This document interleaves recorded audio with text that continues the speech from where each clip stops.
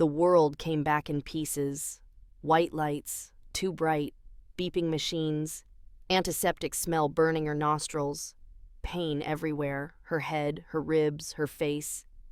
Mei Chen tried to move and her body screamed in protest. Where was she? What happened? The last thing she remembered was locking up the Jade Garden Cafe. Tuesday night, Mrs. Wang had complained about the wonton soup being too salty. Mei had walked to her car in the dark parking lot, keys in hand, thinking about feeding Mochi when she got home. Then nothing. Just this white room and pain and confusion. "Doctor, she's awake!" A man's voice. Deep, unfamiliar, urgent. Mei's eyes struggled to focus as footsteps approached. A woman in a white coat appeared, smiling with professional warmth. "Miss Chen, welcome back. You're in St. Mary's Hospital. You were brought in 3 nights ago with severe head trauma. How are you feeling?" 3 nights? 3 entire nights just gone? Confused, Mei croaked. Her throat felt like sandpaper. "What happened to me?" Before the doctor could answer, a man stepped into view, and Mei's breath caught. He was tall, impossibly handsome in a way that didn't feel safe. Expensive black suit that probably cost more than her monthly rent, dark hair slicked back, sharp jawline, eyes so intense they seemed to look straight through her skin and into her bones. He moved to her bedside like he belonged there, like he had every right to be there. His hand reached for hers and Mei saw the watch on his wrist, Rolex, definitely real. And the way he moved, controlled but urgent, like a predator trying to be gentle. "Thank God," he said, his voice rough with emotion that seemed genuine. "I thought I'd lost you." Mei jerked her hand away from his touch. Her heart rate monitor started beeping faster. "Who are you?" The words came out sharper than she intended, but fear made her voice hard. His expression flickered. Surprise, hurt, something that looked almost like fear. "Mei." He said her name like a prayer. "It's me, Dominic, your husband." The room tilted. Her husband? My what? Mei tried to sit up, but pain exploded through her skull and the doctor's hands gently pushed her back down. "I don't have a husband. I'm not married.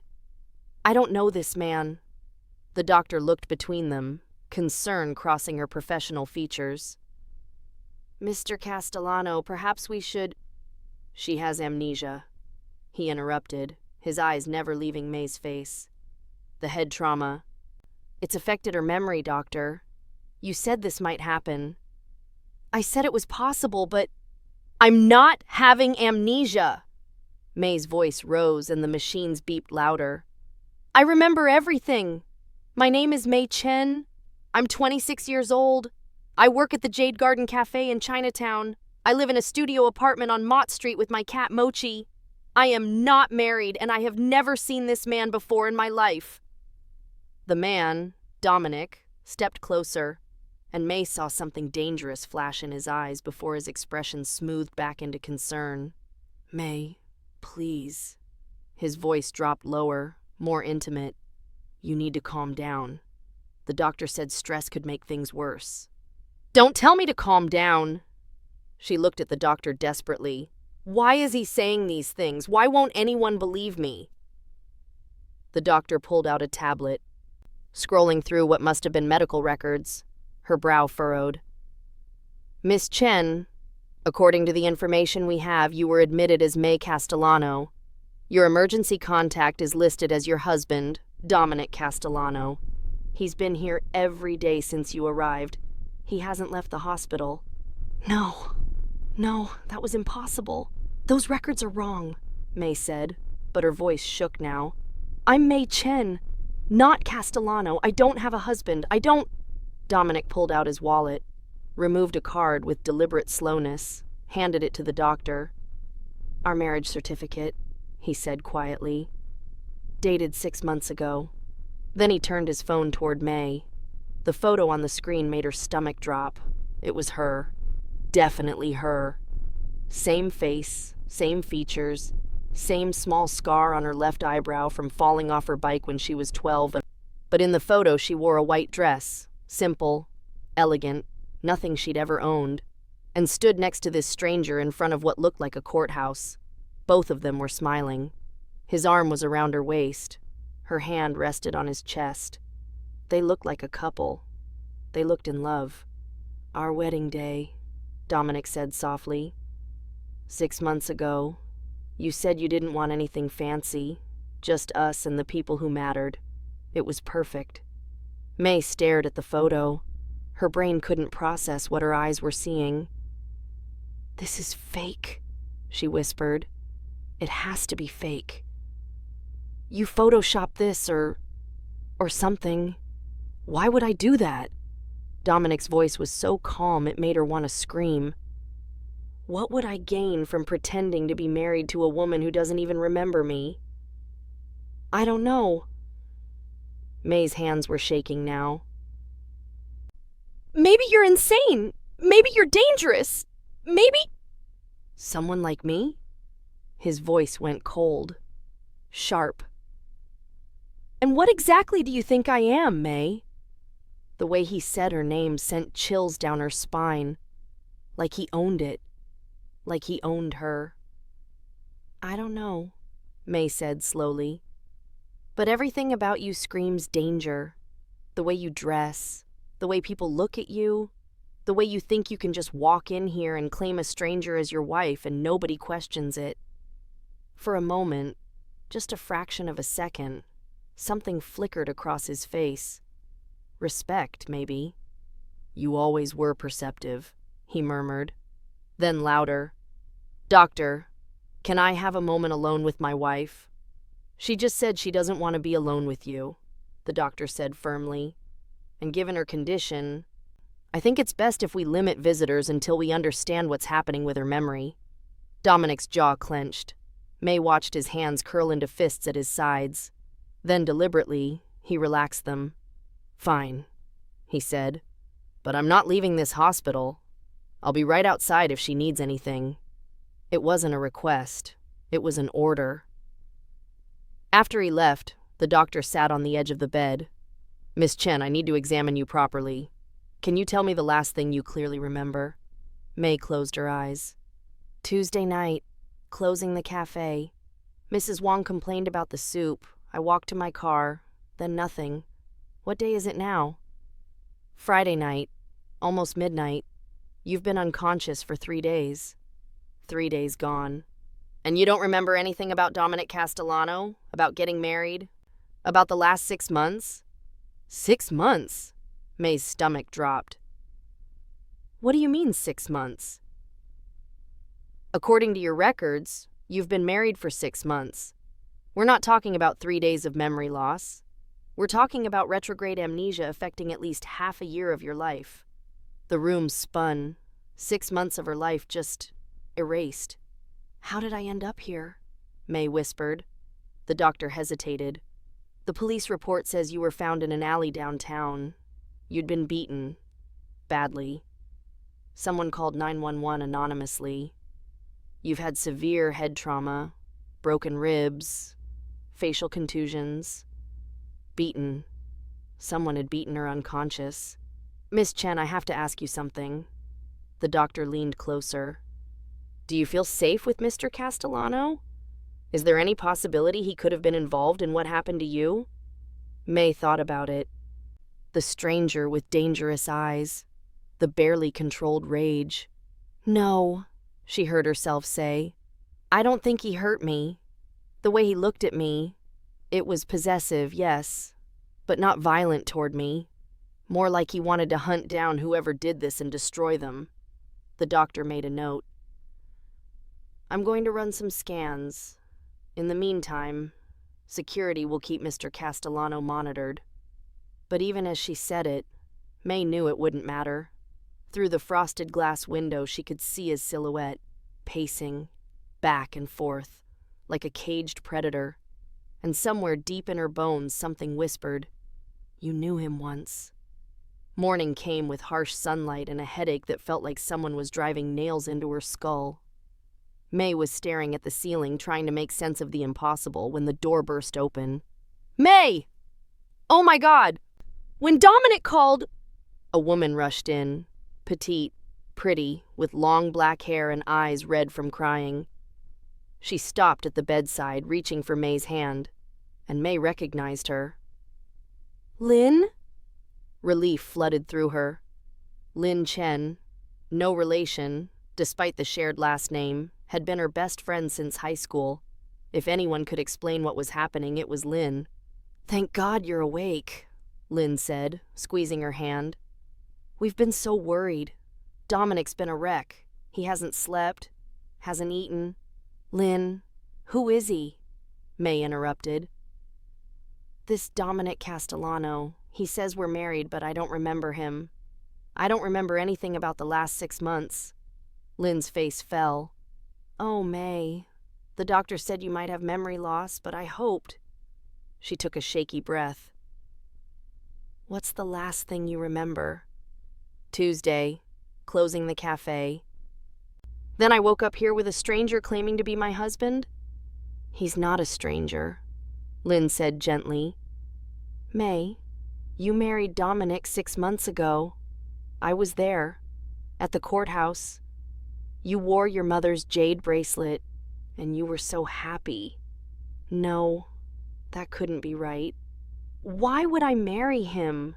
May demanded. He's obviously dangerous, Lin. Everything about him screams, danger, yes, Lin finished. Because he is dangerous, but not to you. Never to you. Then to who? Lin glanced at the door, lowering her voice. May, 6 months ago, you witnessed something at the cafe. 3 men came in, talked about business they shouldn't have discussed in public. You overheard, and they realized it. Cold dread settled in May's stomach. What kind of business? The kind that gets people killed, Lin said bluntly. The Quan family, they're one of the major crime families in Chinatown. They were planning something big, and you heard details. When they figured out you'd been listening, they came after you. Crime families. This was insane. Dominic's men intercepted them, Lin continued. He saved your life, but the Quans don't forget. They wanted you dead, so Dominic made you an offer. What kind of offer? Marriage, his name, his protection. As a Castellano wife, you'd be untouchable. Killing you would mean declaring war on one of the most powerful families in the city. May's head was spinning. So I'm what? Collateral? A business transaction? No, Lin said firmly. Maybe it started that way. But May, I watched you two fall in love. Real love. You chose him. Not just for protection, but because you saw who he really was, underneath all the danger. And who is he? Lin smiled sadly. Why don't you ask him yourself? As if summoned, Dominic appeared in the doorway. He looked worse than yesterday. Stubble on his jaw, suit wrinkled, exhaustion in every line of his body, but his eyes were alert when they found May. Lin, he said quietly, can I have a moment with my wife? Lin squeezed May's hand once more. Trust him, May. I know it's impossible, but trust him. Then she was gone, leaving May alone with the stranger who claimed to be her husband. Dominic didn't come closer. He stayed by the door, hands in his pockets, keeping distance like he knew she needed space. Your friend told you, he said. Not a question. About the Quans. About why we supposedly got married. It's not supposedly. His voice was quiet but firm. We are married, May. Whether you remember it or not. Then tell me, she said. Tell me everything. How we met. Why I would agree to this. All of it. He was quiet for a moment. Then he pulled a chair close, but not too close, and sat. 6 months ago, you were working late at the cafe, he began. 3 men came in, Quan family soldiers. They thought they were being careful, speaking in code, but you've always been smart. You picked up on what they were really saying. Which was? They were planning to hijack a shipment, my family's shipment. It would have cost us millions and started a war. His jaw tightened. When they left, one of them looked back and saw your face, saw the recognition in your eyes. They knew you'd understood. May's hands clenched the hospital sheets.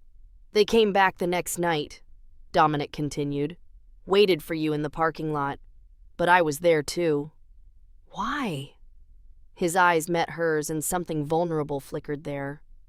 Because I'd been coming to that cafe every day for 2 weeks, not for the coffee, to see you. Her breath caught. You had this way of talking to customers, he said softly. Kind to everyone, patient with the difficult ones.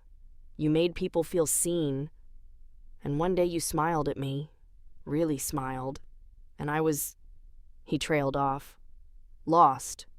So you were stalking me? Protecting you, he corrected. I'd heard the Kwans were asking around about a cafe worker who'd overheard something. I put it together. When they came for you, my men were ready. And then you offered me marriage. I offered you protection. The marriage was the most effective way to provide it. In our world, a wife is sacred. Hurting you would mean declaring total war. Your world, May repeated. You mean organized crime? He didn't flinch. Yes. The Castellano family controls the docks, shipping, protection. We have rules, lines we don't cross. No drugs, no trafficking. But yes, we operate outside the law. And I just agreed to marry into that? Not immediately, Dominic said. You told me I was insane, that you'd rather take my chances. But then they tried again. Broke into your apartment. Your cat barely escaped. Mochi. Is she safe? He assured her quickly. At our home. Being spoiled rotten by my sister. Our home. The words felt foreign. You had a choice, Dominic continued. Run and hope they never found you. Or accept my protection. You chose the latter. But May, you didn't just accept it because you had to. You chose me. I don't understand. We dated first, he said. 3 months before I proposed. Coffee dates, dinners, long walks. I told you everything about my family, my life, what being with me would mean, and you still said yes. May searched his face for deception, found none. The doctor brought some of your things, Dominic said, pulling out his phone again. Including your journal. You've always been a writer. You documented everything. He handed her the phone. On the screen was a photo of handwritten pages. Her handwriting. Met someone today. Dominic Castellano. He's everything I should run from. Dangerous, powerful, involved in things I don't understand. But when he looks at me, I feel seen in a way I never have before. She scrolled. 3 months in. I'm falling for him. This is insane. He's involved in organized crime, for God's sake. But he's also kind. Protective. He makes me laugh. And when I'm with him, I feel safe in a world that wants me dead. Dominic proposed today. I said yes before he even finished asking. Lynn thinks I'm crazy. Maybe I am. But I'd rather have 6 months with him than a lifetime without him. Wedding day. I'm someone's wife now. His wife. It should feel wrong, but it doesn't. It feels like the first right thing I've done in years. May's hands shook as she read her own words. This woman, this past version of herself, had been happy, in love, with a stranger. I don't remember any of this, she whispered. I know. Dominic's voice was rough. But May, I remember. I remember everything. Every conversation, every smile, every moment you chose me despite having every reason not to. What if I can't be that person again? What if I never remember? Then we start over, he said simply. I fell in love with you once. I can do it again, and maybe you can too. Before May could respond, the door burst open. A man in a rumpled suit and detective's badge strode in. "Mrs. Castellano," he said, ignoring Dominic completely. "I'm Detective Morrison. I need to ask you some questions about your attack." Dominic stood immediately. "My wife just woke up. She's not in any condition." "I'll decide that, Mr. Castellano." Morrison's tone was cold. "Funny how your wife ends up beaten half to death and suddenly has amnesia. Convenient for you." The temperature in the room dropped. "What exactly are you implying?" Dominic's voice was deadly quiet. "I'm saying the Castellano family has enemies. Maybe Mrs. Castellano here is leverage. Maybe she saw something she shouldn't have. Maybe—" "Detective!" May's voice cut through the tension. "I don't remember my attack, but I know my husband didn't hurt me." Morrison's eyebrows rose. "How can you be sure if you don't remember him?" "Because I'm still alive," she said. "If he wanted me dead, I would be. And if he wanted me scared, he'd have done it himself, not left it to strangers in an alley." Dominic's eyes snapped to hers, surprise and something like gratitude flickering there. Morrison wasn't convinced. "Mrs. Castellano, the beating was professional, methodical. Someone wanted to hurt you but not kill you." "That's a message." "A message to who?" "To your husband." Morrison looked at Dominic. "Someone's telling you they can get to your wife anytime they want, which means you've made enemies." "I've always had enemies," Dominic said coldly, "but no one touches what's mine." "Except someone did," Morrison pointed out. 3 nights ago, while your protection clearly failed." Dominic's hands clenched. May saw the rage simmering beneath his controlled exterior.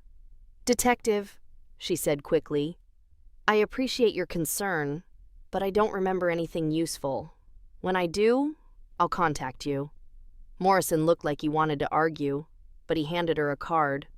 "When your memory returns, if it returns, call me, day or night." After he left, Dominic paced like a caged animal. "He's not wrong," he said finally. "Someone got to you despite my protection." "That's unacceptable." "Dominic?" "No." He turned to her, and the intensity in his eyes stole her breath. "You're my wife, May. That means you're under my protection. Someone hurt you, made you forget me. Forget us, forget 6 months of your life. I will find them, and I will make them pay." It should have scared her, the cold promise of violence in his voice. But instead she felt safe, like having a dangerous predator on her side. "The doctor's clearing me today," she said. "Where am I supposed to go?" "Home," Dominic said immediately. "Our home, where I can protect you properly." "I don't remember our home." "Then let me show you." The penthouse overlooking the harbor was nothing like May expected. Yes, it was expensive. Floor-to-ceiling windows, modern furniture, art that probably cost more than a car. But it was also warm. Lived in. Photos on the walls. Her photos. Her and Dominic at a restaurant, on a boat, in this very living room, her head on his shoulder as they watched something on TV. Books on the shelves, her books, worn and loved. A tea collection in the kitchen that rivaled a specialty shop. In the bedroom, her side of the closet was full of clothes she didn't remember buying but were definitely her style. "You made this a home," Dominic said from the doorway. "When you moved in, it was just a place I slept. You filled it with life." May touched a silk scarf hanging in the closet. It was beautiful, something she'd want but would never have bought for herself. "I gave you that," Dominic said quietly. "Second week we were married. You mentioned loving the color, and I had it shipped from Milan." "That's excessive." "You're my wife." Excessive is the baseline. Despite everything, May felt her lips twitch. Then she noticed the guest room, made up with fresh sheets. "I'm not expecting you to share a bed with a stranger," Dominic said, following her gaze. "The guest room is yours. Take whatever time you need." The gesture shouldn't have moved her, but it did. That night, May lay in the unfamiliar guest room, exhausted but unable to sleep. She'd found more journals, read more entries written in her own hand about a life she couldn't remember, about falling in love with a dangerous man, about choosing that danger over safety. Today, Dominic taught me to shoot. Said if I'm a Castellano wife, I need to protect myself. I should be terrified. Instead, I feel powerful. Lynn asked if I regret this life. I don't. He's complicated, dangerous, but he's mine, and I'm his. That's enough. May stared at the ceiling, processing. Somewhere in this building, Dominic was probably not sleeping either. Probably blaming himself for her attack. Probably planning violence against whoever was responsible. She should be terrified. Should be planning her escape. Instead, she found herself wondering what it would be like to remember him, to remember loving him. A crash from downstairs made her bolt upright, glass shattering, shouting, gunshots. May's heart hammered as she threw open the door. The living room was chaos.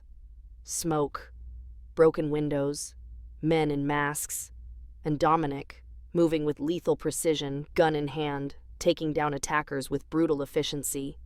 "May, get back!" he shouted. But one of the masked men was already running toward her. Instinct kicked in. May didn't think. Her body just moved. She ducked his grab, drove her elbow into his throat, swept his legs. The man went down hard, and May stood there, shocked, staring at her own hands.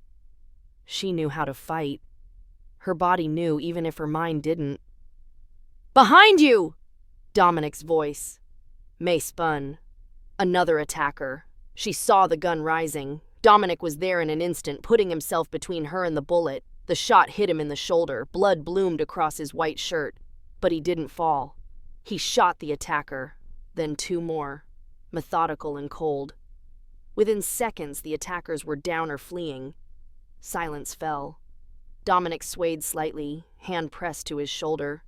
"You're hit," May said, rushing to him. "Doesn't matter. Are you hurt?" "No, but you're bleeding." "Doesn't matter." His eyes locked on hers. "You're safe. That's all that matters." He collapsed. May caught him, or tried to, his weight bearing them both to the floor. His blood was on her hands, warm and red and terrifying. "Dominic, stay with me," she said, pressing her hands to his shoulder. "Don't you dare pass out. I don't know what to do. I don't remember." "You remember how to fight," he said, his voice weak but with a hint of pride. "Watched you take down that guy. Beautiful." "You're delirious." "Maybe." His hand found hers, blood slick and trembling. "But May, I love you, with or without your memory. I love you." Paramedics arrived. Dominic's men arrived. The police arrived. Everything became a blur of questions and chaos. But May couldn't stop seeing it, the way he'd thrown himself in front of her, taken a bullet meant for her. Without hesitation, the hospital, again, felt like déjà vu. Dominic was in surgery. The bullet had missed anything vital, but he'd lost blood. They'd said he'd be fine. But May couldn't shake the image of him collapsing. "Mrs. Castellano?" An older man approached. Expensive suit, silver hair, eyes that missed nothing. He looked like an older version of Dominic. "I'm Anthony Castellano," he said. "Dominic's father. You don't remember me." "No," May said honestly. "I'm sorry." "Don't be." He sat beside her in the waiting room. "My son tells me you have amnesia, that you've forgotten the last 6 months. Forgotten him." "Yes. And yet you're still here, waiting to see if he survives." May met his eyes. "He took a bullet for me. Even if I don't remember him, I owe him that much." Anthony studied her for a long moment. "Before the amnesia, you had courage," he said finally. You stood up to me when I questioned whether Dominic should marry a civilian, told me love didn't follow logic or safety, that you'd protect him as fiercely as he protected you. I said that? You did. And tonight, I heard you took down one of the attackers yourself. No memory, but your body remembered the training. He smiled slightly. That's the woman my son married. The question is, are you still her? I don't know, May admitted. I don't know who I was. I only know who I am now. And right now I'm terrified that the man who took a bullet for me might not wake up. He'll wake up, Anthony said with certainty. Castellano men are too stubborn to die. But Mrs. Castellano, the people who attacked you tonight, they were Kwan family. The name sent ice through her veins. They didn't come to kill you, Anthony continued. They came to take you, use you as leverage against my son. This is war now, and you're at the center of it. What are you saying? I'm saying you have a choice. We can arrange for you to disappear. New identity, new life, somewhere the Kwans can never find you. You'd be safe. May's heart clenched. Safety. She could walk away from all of this, the danger, the violence, the man she didn't remember. Or, she asked, or you stay. Reclaim your place as Dominic's wife. Let us protect you while you remember, or don't remember, the life you chose. But understand, staying means danger. Always. May thought about it. Really thought about it. The journals she'd read. The woman she'd been who chose danger over safety. Who learned to shoot, to fight, to be more than a victim. I'm staying, she said. Anthony's expression didn't change, but something like approval flickered in his eyes. Then welcome back to the family, Mrs. Castellano. Dominic woke up 2 hours later, groggy but alive. May was at his bedside immediately. You idiot, she said, and her voice cracked. You could have died. But you're safe, he said, his voice rough. Worth it. It's not worth it if you're dead. May... No. Listen to me. She grabbed his hand, not caring about the IV or the monitors. I don't remember you. I don't remember our wedding or falling in love or any of it. But tonight, watching you take that bullet, seeing you willing to die for me, tears burned her eyes. I understand now. Why I chose you. Why I rated you despite everything. You don't have to. I'm not done, she interrupted. Your father offered me an out, new identity, new life, safety, and I said no. Because even if I don't remember loving you, I think I'm starting to fall for you all over again. Dominic stared at her. Then, slowly, carefully, he lifted his good hand to cup her face. Say that again, he whispered. I'm falling for you, May said. The real you. Not the memory of you, but the man who takes bullets and teaches me to fight and looks at me like I'm the most important thing in his world. You are, he said hoarsely. You're everything.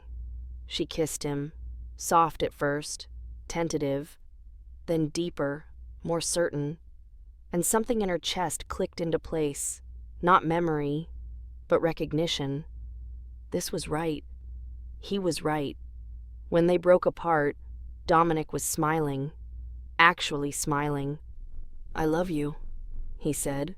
Both versions of you. The one who chose me 6 months ago and the one choosing me now. I love you too, May whispered. Even if I can't remember why I fell for you the first time, I know why I'm falling now. Why? Because you're mine, she said simply. And I'm yours. Memory or not, that's truth. The next few weeks were a blur. Dominic recovered. The Kwan family made threats but didn't attack again. Dominic's response had been swift and brutal enough to make them reconsider. May moved back into the master bedroom. Not because she remembered, but because she wanted to build new memories. She trained more seriously. Dominic taught her to shoot properly, to fight, to understand the world she'd married into. She met the family, Dominic's sister Maria, who hugged her and cried, his cousins, who treated her with respect bordering on reverence, and slowly she started to understand. The Castellano family wasn't just criminals. They were protectors of Chinatown. They kept order, prevented worse violence, had rules and honor codes. It didn't make them good, but it didn't make them monsters either. Just complicated. One evening, 3 months after the attack, May was cooking dinner when pain shot through her head.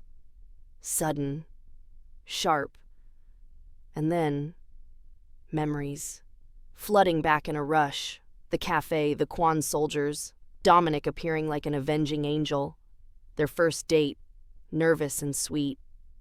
The proposal, the wedding, making love for the first time, gentle and intense, learning to shoot, feeling powerful instead of scared, falling in love, completely and irrevocably. May? Dominic was there immediately, steadying her. What's wrong? I remember, she gasped. Dominic, I remember everything. His eyes widened. Everything? Our first kiss, in the rain outside the cafe. You said you'd been waiting 2 weeks to do that. She laughed, tears streaming down her face. The wedding. Your hands shook when you put on my ring. You were so nervous. I was terrified, he admitted. Terrified you'd change your mind. I didn't. I chose you. And then I got to choose you again. She cupped his face. Some people get one great love story. We got 2. He kissed her, deep and thorough and full of promise. Marry me again, he said when they broke apart. We're already married. I know, but you chose me when you didn't remember. That deserves celebration. Marry me again, May. Let me watch you walk toward me knowing exactly who I am and choosing me anyway. May pretended to think about it. Will there be cake? The biggest cake in New York. Then yes, she said, laughing. Yes, I'll marry you again. 6 months later. The second wedding was bigger than the first. Not huge. May still didn't want a spectacle. But meaningful. Family. Friends. Lynn as maid of honor, crying through the entire ceremony. May wore a different dress. Red, for luck and love. And when she walked down the aisle, seeing Dominic waiting for her in his perfectly tailored tux, she remembered everything. The first time she'd done this, scared and hopeful, and this time certain and joyful. Hi, she said when she reached him. Hi, he said back, his voice rough with emotion. The officiant smiled. We're gathered here today to celebrate something rare.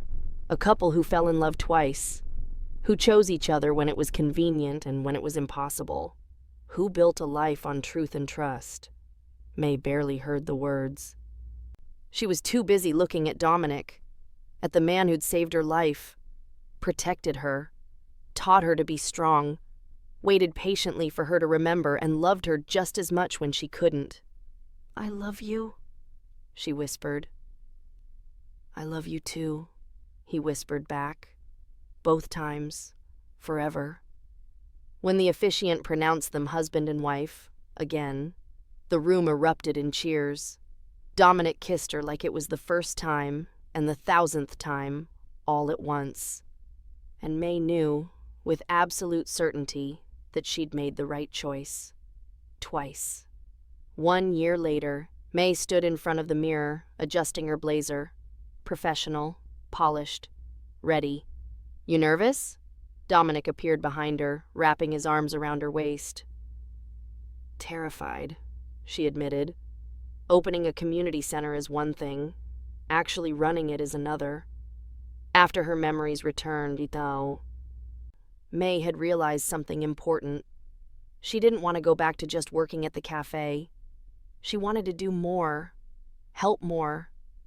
So she'd proposed an idea to the Castellano family, a community center in Chinatown, classes for kids, resources for families, protection without the criminal element, a way to give back to the neighborhood that had been her home. Anthony had approved the funding immediately. "You'll be amazing," Dominic said, kissing her neck. "You've always been amazing.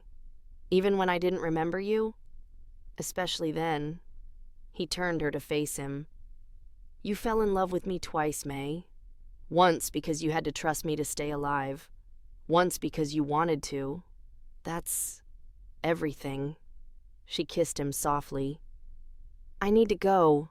Ribbon cutting is in an hour." "I'll be there," he promised. "Front row.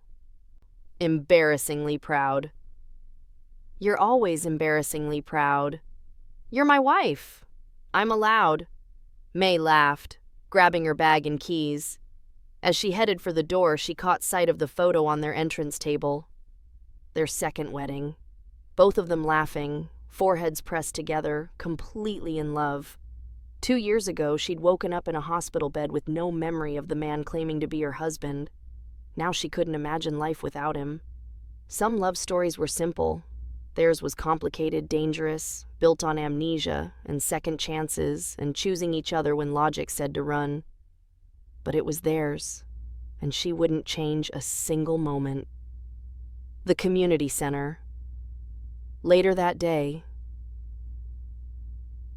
the ribbon cutting was beautiful. May stood in front of the new Chen Castellano Community Center. She'd insisted on keeping her name, and Dominic had been proud rather than offended, surrounded by people from the neighborhood. Mrs. Liu from the cafe, Lynn, who'd helped with every detail, Maria, Dominic's sister, who'd donated time and resources, and Anthony Castellano himself, standing with quiet approval. "This center represents something important," May said to the gathered crowd. "A safe space. A place where families can get help without fear. Where kids can learn and grow. Where community matters more than anything else." She caught Dominic's eye in the crowd. He was watching her with that intensity that still made her breath catch. Like she was the most important thing in his world. Because she was. "2 years ago, I almost lost everything," May continued. "My memory, my life, my future. But I was given a second chance. This center is about giving others that same opportunity. Second chances, new beginnings, hope." The crowd applauded. May cut the ribbon, and people streamed inside to tour the facility. Dominic appeared at her side immediately, his hand finding hers. "Proud of you," he murmured. "Couldn't have done it without you." "You could have," he said seriously. "You're stronger than you know, May. You always have been." She squeezed his hand. Detective Morrison approached, looking uncomfortable in casual clothes instead of his usual rumpled suit. "Mrs. Castellano," he said with a nod. "Impressive work here." "Thank you, Detective. I wanted to apologize," Morrison said gruffly, "for suggesting your husband might have been involved in your attack. I was wrong. The Quan soldiers we arrested confirmed it was them.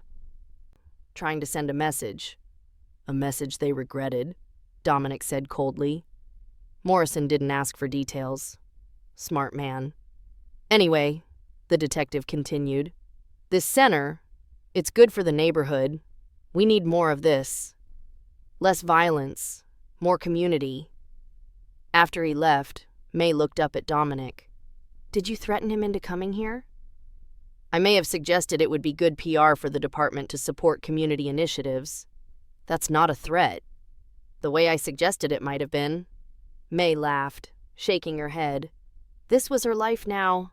Community centers funded by mafia money, detectives making nice with crime families, a husband who solved problems with carefully worded threats. It should have bothered her. Instead, it felt perfectly right. That evening, the penthouse. May and Dominic sat on their balcony, overlooking the harbor. The city lights sparkled below them. The sound of traffic and life and movement filled the air. Mochi, her cat, who'd survived everything and gotten impossibly fat in the process, purred in May's lap. "Tell me something," Dominic said, his arm around her shoulders. Anything. Do you ever regret it? The amnesia forcing you to choose me again? Do you wish you'd just kept the memories the first time? May considered the question. Really considered it. No, she said finally. The amnesia was terrifying. Waking up not knowing you, not knowing 6 months of my life. That was horrible. But it gave me something precious, she said, turning to face him. It let me fall in love with you without the desperation of needing protection, without the fear of the Kwans. I gotta choose you purely because of who you are, son. Not what you could do for me. Dominic's throat worked. You have no idea how much I needed to hear that. Why? Because part of me has always wondered if you only married me because you needed saving. If the love came after, out of obligation or Stockholm Syndrome or... Dominic. May cupped his face, making him look at her. I read my journals. I fell in love with you before the marriage. The protection was why we met, yes. But the love, that was real. Is real.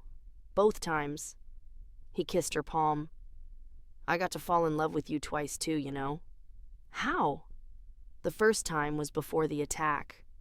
Watching you navigate my world with grace and strength. The second time was after. Watching you choose me without any obligation. Without memory telling you to. Just choosing me because you wanted to. May's eyes burned with tears. Some couples don't even get one great love story. And we got two, Dominic finished, smiling. They sat in comfortable silence, watching the city. After a while, May said, Your father asked me something today. Oh? He asked if we were going to give him grandchildren anytime soon. Dominic choked on his drink. He what? Apparently Maria's not getting married fast enough and he's impatient. My father needs to mind his own... Dominic paused, studying her face. Wait, what did you tell him? May smiled slowly. I told him to ask me again in 9 months. Dominic went very still. May. We're pregnant, she said, her smile growing. Found out this morning. I wanted to wait until after the ribbon cutting to tell you, but Dominic kissed her. Hard and deep and full of joy and terror and love. When they broke apart, his eyes were wet. We're having a baby, he said, his voice cracking. We're having a baby, she confirmed.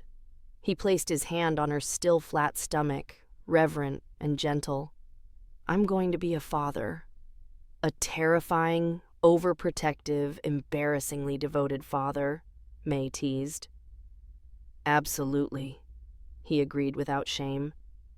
No one will ever hurt our child, or you. I promise. I know, May said. I trust you. And she meant it. 2 years ago, she'd woken up not knowing if she could trust the stranger claiming to be her husband. Now, she'd trust him with her life, with their child's life, with everything. Because love wasn't just about memory or first meetings or dramatic moments. Love was about choosing someone every single day, through amnesia and danger and fear, through community centers and family dinners and quiet evenings on the balcony, through everything. I love you, May said. I love you too, Dominic replied. Both versions of you.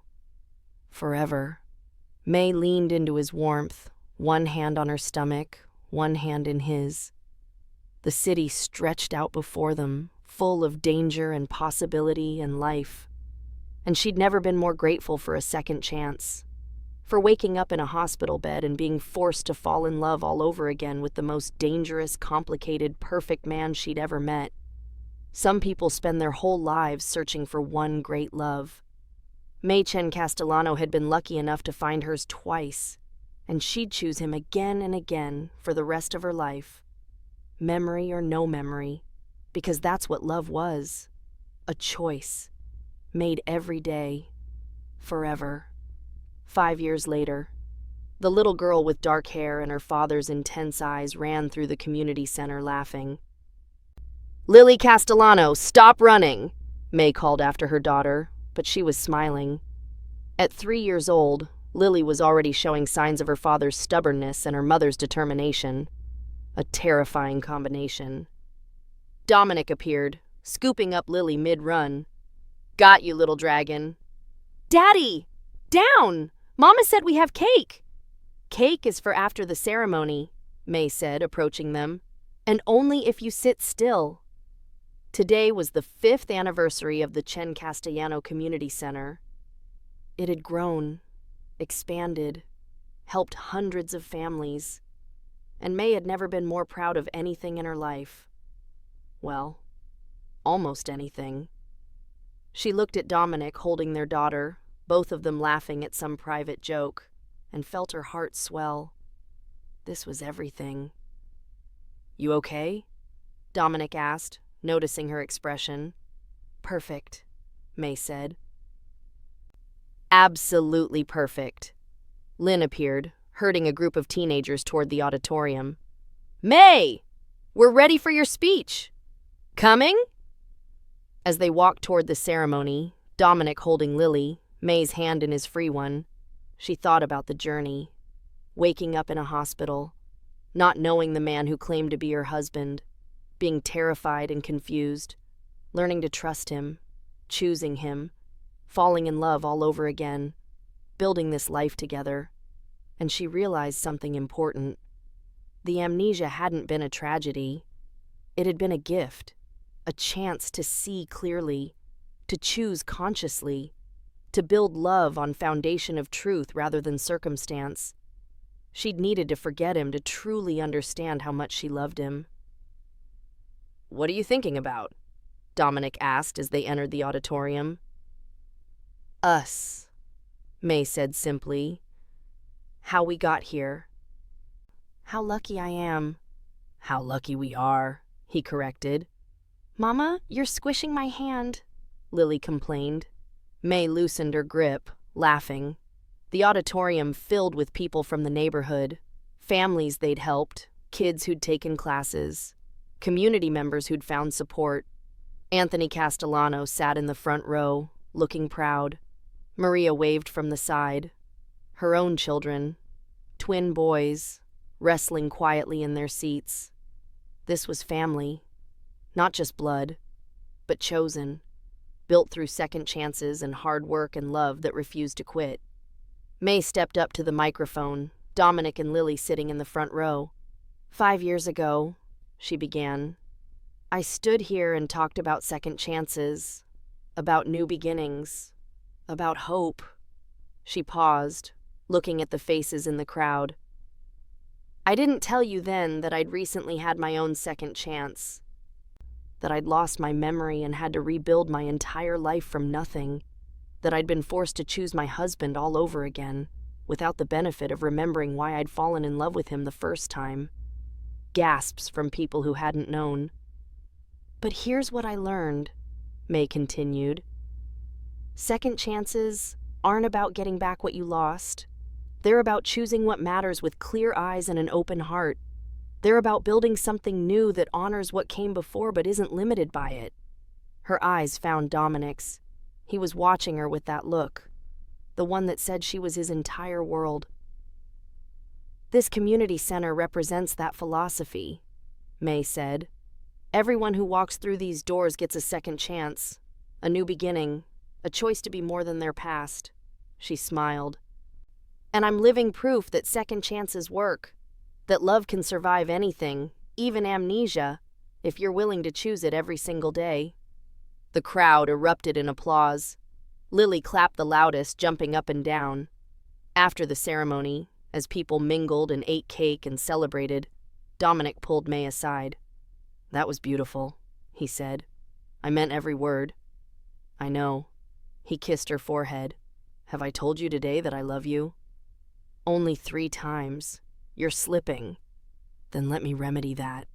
He pulled her close, speaking directly into her ear. "I love you, May Chen Castellano. I loved you when you didn't remember me. I love you now. I'll love you forever. You're the best thing that ever happened to me. Both times. May's throat tightened with emotion. I love you too, she whispered. Thank you for waiting for me. For letting me choose you twice. For being patient when I couldn't remember and celebrating when I could. I'd wait 1,000 lifetimes for you, Dominic said simply. Good thing you only had to wait a few months. He laughed, that rare, genuine laugh that she'd fallen in love with twice. And as May stood there, surrounded by family and community and love, she knew one thing for certain. She'd been right to choose him, both times. Some people search their whole lives for one great love story. She'd been blessed with two, and she'd live them both every single day for the rest of her life. Because love wasn't about memory, it was about choice. And she'd choose Dominic Castellano every single day, memory or no memory, forever.